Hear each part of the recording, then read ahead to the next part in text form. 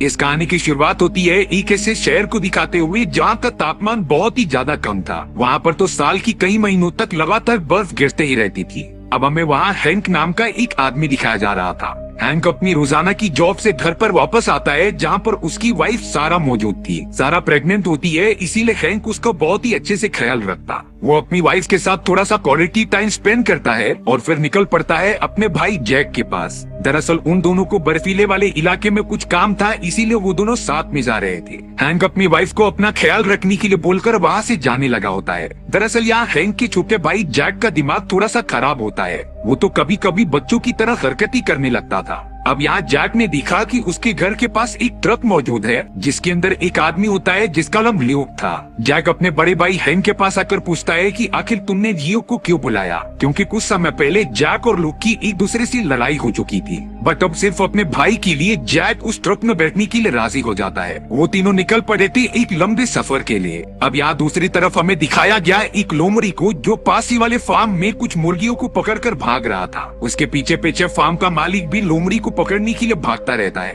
पर तभी अचानक वो लोमड़ी हैंक के कार के सामने आ चुका था। उसे बचाने के लिए हैंक ने कार को साइड में ले लिया, जो एक पेड़ से जाकर टकरा जाती है। कार खराब होने के कारण तीनों बाहर निकल चुके थे। जैक तो उस लोमड़ी के ऊपर काफी ज्यादा गुस्सा हो रहा था, इसीलिए उसने अपनी गन निकाल ली उसे मारने के लिए। अब उनके पास कुछ करने के लिए था नहीं, इसीलिए अब उसका बड़ा भाई हैंक और लूक उससे कहते हैं कि चलो आज देख लेते हैं कि तुम्हारा निशाना कितना अच्छा है। तीनों उस लोमड़ी का पीछा करते करते काफी दूर निकल आते हैं। अब यूक यहाँ पर हैंक को कहता है कि तुमने मुझे कहा था कि मैं तुम्हें देख लूंगा, तो आ जाओ हम स्नो फाइट करके देखते हैं कि कौन जीतेगा। बट हैंक इन सारे मजाक के लिए अभी रेडी नहीं था, इसीलिए अब लोग ने बर्फ के गोले को एक दूसरी तरफ फेंक दिया। तभी अचानक उस छोटी बर्फ की वजह से काफी बड़ी बर्फ की परत नीचे आ जाती है। उन तीनों ने देखा कि वहाँ पर तो एक प्लेन क्रैश होकर पड़ी हुई है, जो बर्फ के अंदर धसी हुई थी। लेकिन हैंक को नहीं समझता कि आखिर ये बात लोकल पुलिस वालों को क्यों नहीं पता चले। हैंक, जैक और ल्यूक जल्द से जल्द उस प्लेन में जाकर देखने लग जाते हैं। प्लेन के अंदर दो लोग मौजूद थे, जिनका पूरा चेहरा सड़ चुका था, क्योंकि कौवे उसे लगातार खा रहे होते हैं। हैंक तो जल्दी से बाहर निकल जाता है, बट यहाँ जैक ने प्लेन के अंदर एक काले कलर का बॉक्स देखा, जिससे कि वो बाहर निकालता है। ब्रीफकेस ओपन करने पर तीनों की आंखें खोली की खोली रह गई थी, क्योंकि उसके अंदर लाखों की तादाद में डॉलर्स होते हैं। हैंक को तो अपनी आंखों पर विश्वास ही नहीं हो रहा था कि इस जगह पर इतने पैसे क्या कर रहे हैं। बट अब ल्यूक ने कहा कि चाहे कुछ भी हो जाए, ये हमें मिले हैं, यानी कि ये हमारे हो चुके हैं। इसीलिए अब तीनों ने डिसाइड किया कि वो इस पैसों को अपने साथ लेकर जाएंगे, जिससे कि वो अपनी एक अच्छी जिंदगी जी सकते थे। हैंक डिसीजन लेता है कि शुरुआत में ये पैसे मेरे पास रहेंगे, क्योंकि अगर पुलिस वालों को ये पता चला तो वो जल्द से जल्द इन पैसों को जला देगा। जैक और ल्यूक भी इस बात के लिए राजी हो जाते हैं। लेकिन थोड़ी देर बाद ही जैसे ही वो निकलने गए, तभी उनके पास एक शेरिफ आ जाता है। हैंक ने जैक और लूक को कहा कि तुम पैसे छुपाओ, मैं शेरिफ को देखता हूँ। हैंक शेरिफ को जाकर बताने लगा था कि हमारा कुत्ता जंगल में खो गया था, उसे ही हम ढूंढ रहे थे, इसीलिए अब शेरिफ वहाँ से चला जाता है। वो तीनों तो जल्द से जल्द अपने घर की तरफ निकल पड़े थे, जिसमें कि हैंक कह रहा था कि तुम सब अपनी पत्नियों को इस बारे में बिल्कुल भी मत बताना। हैंक अब अपने घर पर आकर अपनी वाइफ सारा को ये कहता है कि अगर तुम्हें जंगल में बहुत सारे पैसे मिले तो तुम क्या करोगे। सारा ने जवाब दिया कि मैं ईमानदारी से उन्हें वहीं पर छोड़ कर आ जाऊंगी। बट अब हैंक ने पैसों से भरा हुआ ब्रीफ केस सामने खोल दिया था और इतने सारे डॉलर्स को गिराने लगा था, जिसे देखकर एक समय पर तो सारा का भी माइंड चेंज हो जाता है और इसने तो हैंक को इतने पैसे घर में रखने की परमिशन दे दी थी। यानी कि इस दुनिया में मनी किसी भी ईमानदार इंसान को बदल सकती है, यानी कि इस दुनिया में पैसे किसी भी ईमानदार से ईमानदार इंसान को भी बदल सकते थे। लेकिन यहाँ सारा हैंक को बताती है कि तुम्हें पूरे पैसे नहीं लाने चाहिए थे। प्लेन के अंदर अगर तुम कुछ पैसे छोड़ देते, तब उन पैसों का ओनर जब वहाँ आता तो उन्हें कुछ पैसे तो मिलते, जिससे कि वो समझ जाता कि बाकी नोट्स हवा में उड़ गए होंगे। हैंक को भी ये बात ठीक लगती है, इसीलिए वो अगले दिन अपने भाई जैक के साथ उस जगह जाने के लिए निकल पड़ा था। हैंक ने जैक को साफ साफ इंस्ट्रक्शन दिए होते हैं कि तुम यहीं पर रुकना, जिससे कि लोगों को लगे कि तुम कार रिपेयर कर रहे हो और मैं वहाँ से अपना काम खत्म करके आता हूँ। हैंक अब उस प्लेन में आकर कुछ पैसे रखने लगा था, पर तभी जैक की कार के पास एक आदमी आता है जो कह रहा था कि तुमने किसी लोमड़ी को भागते हुए देखा है कि नहीं यहाँ पर। जैक कह रहा था कि नहीं, मैं तो सिर्फ यहाँ पर अपनी कार ठीक कर रहा हूँ। लेकिन वो आदमी अब प्लेन की तरफ जैसे ही गया, तभी जैक ने उसके सर पर हमला कर दिया, जिससे कि वो आदमी पूरी तरीके से बेहोश हो गया था। हैंक जल्द से जल्द वहाँ पहुँचता है और सारी सिचुएशन को संभालता है, बट अब उसे किसी भी तरीके से इस आदमी की लाश बिना किसी को पता चले छुपानी होगी। हैंक ने देखा कि वो आदमी अभी तक मरा नहीं है, उसकी सांसें चल रही है। लेकिन अब मजबूरी के कारण हैंक को उस आदमी के जान से मारना पड़ा, क्योंकि अगर वो जिंदा रहता तो सारी चीजें सभी को पता चल जाती। हैंक उस आदमी को एक ब्रिज के नीचे छोड़कर जैक के साथ तुरंत ही वहाँ से चला जाता है। घर आने पर उसने सारा को सारी बातें बताई। अगले दिन खबर आती है कि कुछ पुलिस ऑफिसर्स को ब्रिज के पास एक आदमी की लाश मिली है, जो शायद जेट स्की पर सवार होते हुए नीचे गिर गया था। हैंक की जान में जान आई कि उनका कोई भी राज खुला नहीं होता।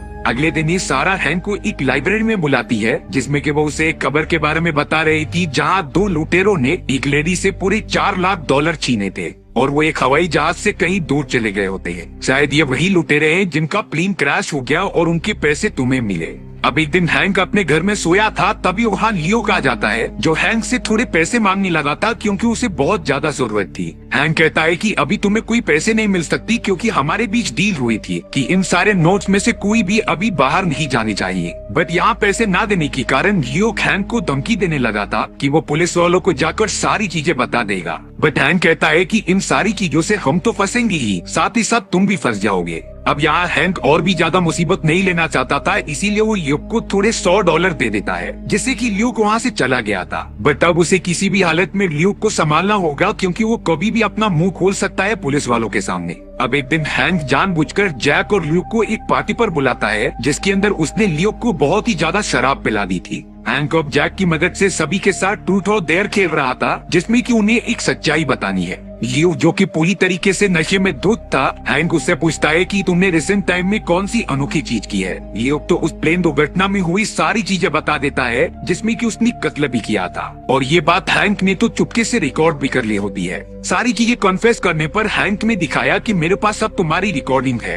अगर तुम पुलिस वालों के पास गए तो मैं ये दिखा दूंगा उन्हें, जिससे कि सिर्फ तुम ही फंसोगे। लियो ये देखकर बहुत ही ज्यादा गुस्सा हो जाता है। उसने तुरंत ही अपनी गन निकाली और हैंक के ऊपर पॉइंट कर दिया, पर तभी हैंक का भाई जैक थोड़ा डर जाता है और उसने अपने भाई को बचाने के लिए शॉटगन की मदद से लियो को खत्म कर दिया था। लियो की वाइफ जब उसके डेड बॉडी को देखती है तब वो अपने आप को संभाल नहीं पाती, इसीलिए वो अंदर से गन लेकर आकर हैंक के ऊपर लगातार फायर करने लग जाती है। हैंक को मजबूरन अपनी प्रोटेक्शन के लिए लियो की वाइफ को भी मारना पड़ा, यानी कि सिर्फ उन पैसों को हासिल करने के लिए 3 लोगों की जानें चली गई थी, और पता नहीं अब कितनी सारी जानें और जाएंगी। हैंक पुलिस वालों को कॉल करके बता देता है कि किसी ने लियो को और उसकी वाइफ को जान से मार दिया है। हैंक जैक को लेकर तुरंत ही वहाँ से निकल गया था।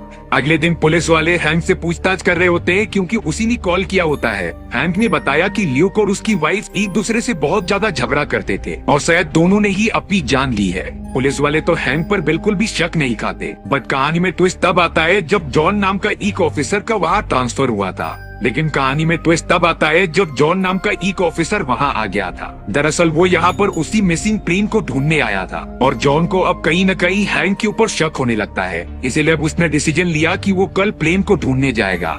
अब अगले दिन जॉन कुछ ऑफिसर्स के साथ हैंक को लेकर उस प्लेन को ढूंढने चला आया था। यहाँ एक डार्क सीक्रेट रिवील हुआ कि जॉन कोई पुलिस ऑफिसर नहीं होता, बल्कि वो एक माफिया था जो यहाँ के पैसे लेने आया होता है। जॉन अब जल्द से जल्द प्लेन के अंदर जाकर पैसे तो लेने लगा था, बट अब कुछ लोग उससे पैसे छीनने के चक्कर में उसके पर गोलियां चलाते हैं। हैंक ने भी अपनी प्रोटेक्शन के लिए एक पिस्तौल अपनी जेब में रख ली थी। गोलीबारी होने के कारण वहाँ के बाकी लोग तो मारे जाते हैं, बट अब जॉन ने तो हैंक के ऊपर गन तान दी थी। तभी अचानक पीछे से एक गोली चलने की आवाज आती है, जिससे कि जॉन मर चुका था, और वो गोली हैंक के भाई जैक ने चलाई थी। बट अब जैक एकदम से थक चुका था इतने सारे कत्ल करके। उसे नहीं चाहिए थे ऐसे पैसे जिसके लिए किसी का कत्ल किया जाए। जैक ने अपने भाई हैंक से रिक्वेस्ट की कि वो उसे भी जान से मार दे, क्योंकि वो जाकर पुलिस वालों को सब कुछ बता देगा और वो इस तरीके से जी नहीं सकता।